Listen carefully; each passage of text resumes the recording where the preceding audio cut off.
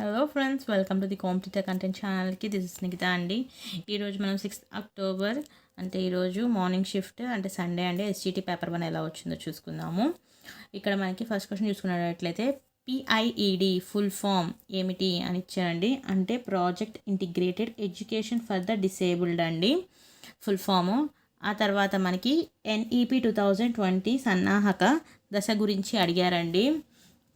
ఆ తర్వాత రక్షక తంత్రాలు అండి, రోజు రిపీట్ అవుతున్నాయి. రక్షక తంత్రాల్లో అందని ద్రాక్ష పుల్లన అనే దాని గురించి అడిగారు. ఒక వ్యక్తి ఒక వస్తువు విషయం పట్ల అభిప్రాయం ఏర్పరచుకోవడంని ఏమంటారు? భావన అండి. తర్వాత మనం ఏర్పాటు చేసుకున్న మొదటి జాతీయ విద్యా విధానం ఏమిటి అని అడిగాడండి. ఆ తర్వాత అభినయం, నృత్యం ఏ ప్రజ్ఞ కిందకి వస్తాయి? మొదటి పన్ను ఎప్పుడు ఏర్పడేది అంటే పిల్లల్లో ఫస్ట్ టీత్ అండి. ఎప్పుడంటే 6 to 8 months ఆ టైంలో ఏర్పడతాయి మనకి. నెక్స్ట్ పితృణం సంధి వచ్చేసి మనకి సవర్ణ దీర్ఘ సంధి అవుతుంది. తర్వాత పోషకాల పిరమిడ్ గురించి క్వశ్చన్ అడగడం అయితే జరిగింది. అల్లూరి సీతారామరాజు జిల్లా కేంద్రం అండి, అది వచ్చేసరికి పాడేరు. ఎక్కువ కాలం పరిపాలించిన ఢిల్లీ సుల్తానేట్ రాజులో ఎక్కువ కాలం పరిపాలించిన ఢిల్లీ సుల్తాన్ ఎవరు అని అడిగారు. దేశ ప్రగతి వచ్చేసరికి మనకి విగ్రహవాక్యం గురించి అడిగారండి. దేశ ప్రగతి యొక్క విగ్రహవాక్యం పెదవులతో పలికేవి ఏమిటని అడిగారండి. అక్కడ ఇచ్చిన మనకి ఆప్షన్స్ ప్రకారం ఆన్సర్ అయితే చేయడం జరుగుతుంది. ఆ తర్వాత దివ్వే యొక్క ప్రకృతి, అది వచ్చేసరికి మనకి దీపం అండి, ప్రకృతి వికృతి. ఆ తర్వాత నా బాల్యం ఇతివృత్యం అడిగారండి, కళలు.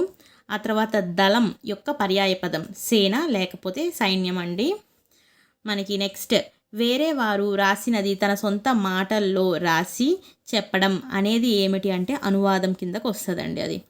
తర్వాత అవగాహన కలిగిన విషయం పట్ల 2 నిమిషాలు మాట్లాడడాన్ని ఏమంటారంటే ఉక్త రచన అంటారు.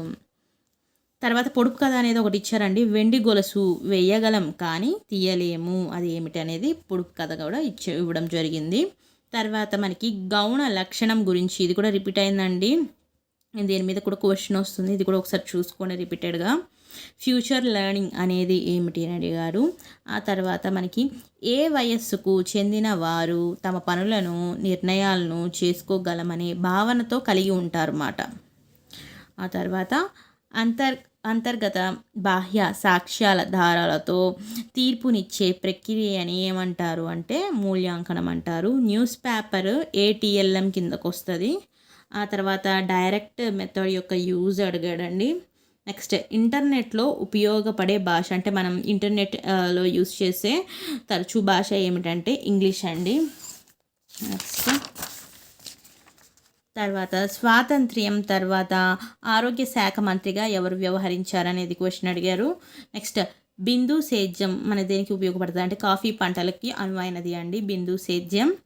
నెక్స్ట్ సమస్య పరిష్కార పద్ధతి గురించి క్వశ్చన్ అడగడం అయితే జరిగింది. అచ్చులకు మారు పేరు అంటే అచ్చులకు మరో పేరు ఏమిటి అని అడిగారు. ప్రాజెక్ట్ పద్ధతి గురించి కూడా క్వశ్చన్ అయితే అడగడం జరిగిందండి మనకి ప్రాజెక్ట్ పద్ధతి గురించి. సో ఇవి అయితే మనకి ఈరోజు అడిగిన కొన్ని క్వశ్చన్స్ అండి నాకు తెలిసిన ప్రకారం. సో మా ఈ కంటెంట్ కనుక మీకు నచ్చినట్టయితే లైక్, షేర్, సబ్స్క్రైబ్ చేయండి. ఇలాంటివి రోజు నేను అప్డేట్ చేస్తూ ఉంటాను. థ్యాంక్ యూ ఫర్ వాచింగ్ అండి.